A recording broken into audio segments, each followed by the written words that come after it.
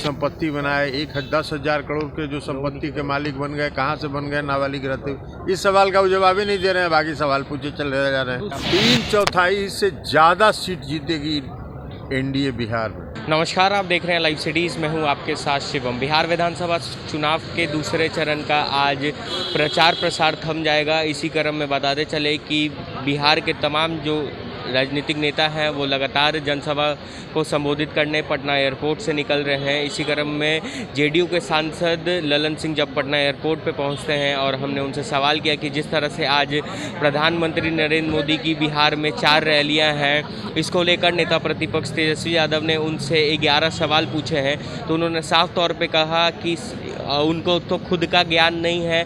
उनको पहले ये बताना चाहिए कि उन्होंने नौकरी के नाम पर कितनों की ज़मीन लिखवाई है। और साथ ही साथ उन्होंने यह भी कहा कि दूसरे चरण में जिस तरह से 94 सीटों पर चुनाव है, इसमें एनडीए को बढ़त मिल रही है और एनडीए बिहार में 2/3 सीटों से ज़्यादा से बिहार में सरकार बनाएगी। और उनका क्या कुछ कहना है, पहले आप वो सुने। ज़्यादा पहले एक सवाल का जवाब तो देते ही नहीं है, सवाल पूछते रहते हैं। उनको कौन सी सवाल का ज्ञान है?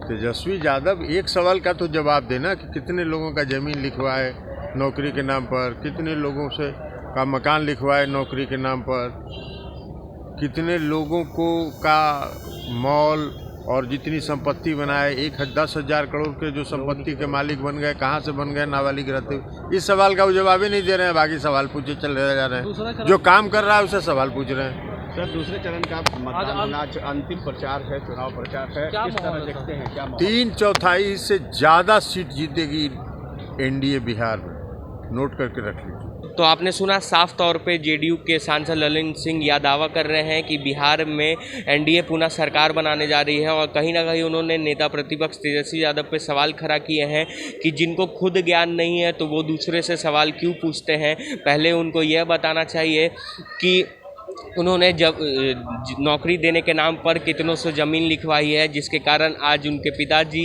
और उन पर खुद पर भी केस चल रहा है। अब देखने वाली बात होगी कि जिस तरह से लगातार सत्ता पक्ष के नेता यह दावा कर रहे हैं कि बिहार में एनडीए की सरकार बनने जा रही है, यह तो अब 10 नवंबर को ही पता चल पाएगा कि बिहार में किसकी सरकार बनती है। तब तक के लिए आप बने रहे हमारे साथ। अगर आपने हमारे चैनल को सब्सक्राइब नहीं किया है तो जल्द से जल्द सब्सक्राइब कर ले। धन्यवाद। और जितनी संपत्ति बनाए, 10,000 करोड़ के जो संपत्ति के मालिक बन गए, कहाँ से बन गए नाबालिग रहते हुए? इस सवाल का वो जवाब ही नहीं दे रहे हैं, बाकी सवाल पूछे चल रहे जा रहे हैं। 3/4 से ज़्यादा सीट जीतेगी एनडीए बिहार में।